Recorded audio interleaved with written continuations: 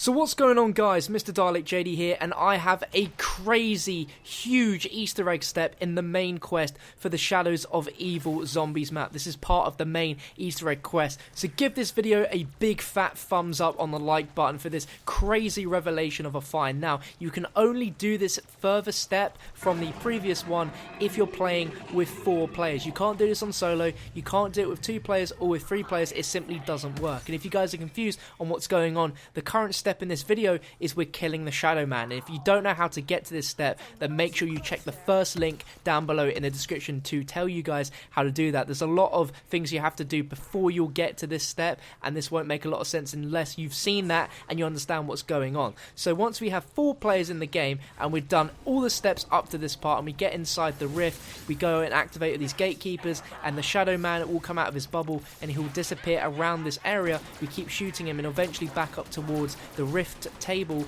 and we can actually put the summoning key down, and then we'll have captured the Shadow Man. Now at this point, this is where the 4 players come into play, and you'll see this huge gateworm spawn, and it will float above and leave the area, and then suddenly this weird purple gas will start attacking your screen, and suddenly there'll be these weird white clouds around the map. Now this is a new gameplay dynamic in this step, where if you don't go to one of these white wisps quick enough, you'll inflict so much damage from this gas that you'll actually die, and this happens periodically around about every 30 seconds in this step. So every time this weird thing comes on your screen, you need to run towards an area of the map which has these white weird things and go in there and cleanse yourself. Now you'll notice that 10 Marguas have now spawned around the map, and these are infinite spawns, and they have purple heads rather than the traditional yellow heads. Now once you've killed a Margua near a flame, you'll actually be able to go into beast mode, and you'll have infinite beast mode. And if you guys have not noticed yet in the video, the huge gateworm is now floating in the square of the city,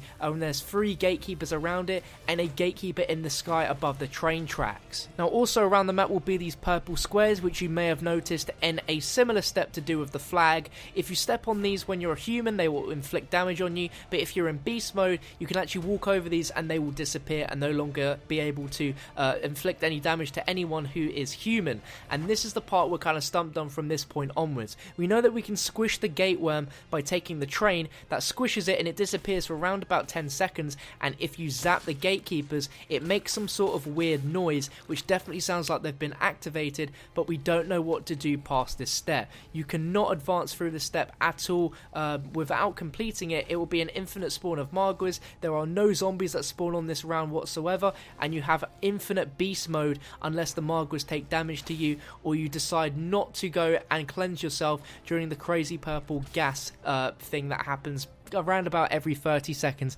in the game. Now, I've mentioned we've taken the train and then tried to activate all 3 of the gatekeepers after the worms disappeared. We've tried destroying the worm and activating 1 of the gatekeepers with 3 players also zapping that gatekeeper, and we just can't work what's going to happen next or what we need to do in this step. But guys, this is very, very exciting, so make sure to subscribe to this channel, as I'll have the next step for you guys linked down below in the description, and if you subscribe, you'll be one of the first to see the next steps in completing this Easter egg quest on Shadows of Evil. But thank you so much for watching, guys. Hope you enjoyed. Like I mentioned, there'll be a load of things you have to do before you get to this step, and that'll be all linked down below in the description. But make sure to subscribe, smash the like on this video, and if you've got any ideas on what the next step could be, let me know in the comment section. But I will have the next step for you guys as soon as possible. So hope you guys enjoyed this, hope it was helpful, and let me know how far you get in the Easter egg. But thank you for watching, and I'll catch you hopefully on the next part very, very soon.